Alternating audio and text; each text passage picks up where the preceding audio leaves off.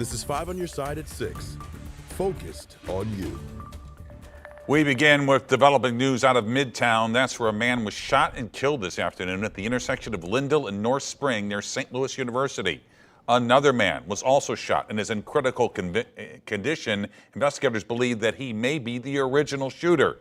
5 on your side's Robert Townsend will have more on this story coming up for you tonight at 10. And tonight there's a new initiative to address the city's abandoned and vacant buildings.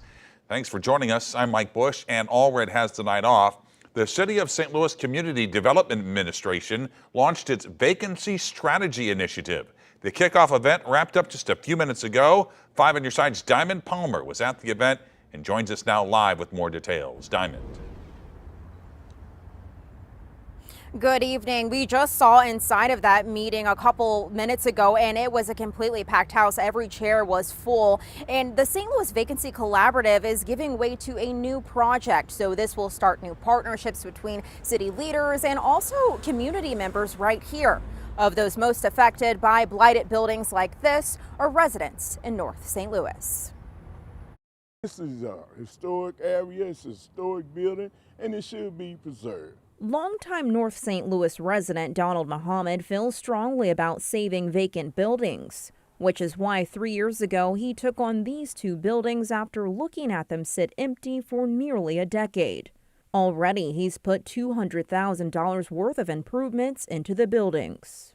For a long time, it was slated to be knocked down. And it's so sad because there's a lot of buildings in North St. Louis that should be rehabbed and not torn down. But unfortunately, a lot of them are. That's where the St. Louis Vacancy Collaborative comes in. Director Tori Parks says the new Vacancy Strategy Initiative will give way to more resources to turn vacant into vibrant.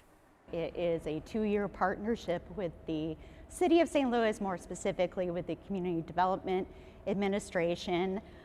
We've got a contract for about $500,000 that is going to enable us to really grow a number of different projects. Across the street, Synovia Clemens, co-owner of Breaking Bread with S&J, says making sure buildings don't go vacant shouldn't be entirely left up to city leaders. The community have to help each other for one. Everybody have to get together and help each other and show that they want love in the city so they can help the community. Do you feel like you're doing your part? Yes, I do. Every day. When I wake up and just to see this building still standing and it get other people inspiration to do the same thing. And that's what I like about it. Muhammad plans to turn one of his buildings into a coffee shop. The other will be apartments. Now, residents are encouraged to join this initiative to not only bring their expertise, but also their experience in rehabbing blighted buildings. Reporting in North St. Louis, Diamond Palmer, 5 on your side. Right now, police are looking for memorial plaques stolen from Jefferson Barracks Park. Just one of several items stolen by thieves. Our Justina Cornell joins us in studio with what she's learned about all this. Justina? Yeah, Mike. So Brian Schaefer, director of St. Louis County Parks and Recreation, says maintenance staff noticed the missing pieces Monday morning. So the crime could have happened late Sunday or early Monday. Now, several items were taken. 2 out of the 5 plaques in front of the Veterans Memorial Amphitheater are now gone. These 2 plaques were dedicated to the Army and Marines in 2004. At the time, each plaque was priced at $2,000. Also taken was a granite marker dedicated to the employees of Wagner Electric who died in World War II. And then a bench plaque was also ripped off. It honored the veterans of the Battle of the Bulge. Schaefer said there are no cameras at the park. They were all bolted on. They've been on there for almost 20 years with no issues. They had to put significant effort into getting them off. Right now, police say there is no suspect information and no arrests have been made. We're told there is a park watch line that you can report information 24/7. That number is 314-615-4733. Consumer protection advocates warn pawn shops are exploiting a loophole in Illinois law to trap desperate borrowers in a debt spiral. Our political editor, Mark Maxwell, met a disabled veteran in East St. Louis working to dig himself out of a financial hole. The financial pressures of the pandemic nearly broke Clarence Gaydon. When the mother of his young children abruptly died without warning and without life insurance, he he felt he had an obligation. To help out on her burial. But money was tight. He had already paid for his car in cash, so he surrendered it, the one asset he had, as collateral. At that moment, you trying to help the situation out, and you read and you see the fine print, but you're like, oh, what the hell, I can pay it back, At the time, Illinois title loan companies were charging borrowers 178% APR on average. That's 5 times higher than the current 36% cap lawmakers set in 2021. And then the pandemic hit, then she hit the hospital, so I'm trying to keep up, with the bills. Clarence isn't alone. Analysts at the Woodstock Institute examine financial systems and their impact on people in poverty. And that data contains a wealth of information, including the borrower's address and zip code. Brent Adams found a dramatic racial disparity in payday loans targeting communities of color in the Metro East. So the disparities in payday lending were particularly stark. People living in Clarence's zip code were 12.5 times more likely to take out a payday loan than this nearby zip code, where census demographics show 99% of people living there are white. Years later, he's still trying to pay off that loan and regain his car in his name. The road to fiscal recovery took a turn for the worse when he had to choose between paying his fiance's medical bills or his high-interest loan. Just had no other choice. And when the money runs out, they automatically come repossess your car. And then you got to pay the repossession fee, you got to pay the tow fee, then you got to pay the release fee. All of that add up to $3,000. title loan and payday loan companies now have to operate under that 36% cap in Illinois. But the company that was charging Mr. Gaden moved to Missouri to avoid that regulation and continues to charge him those high rates.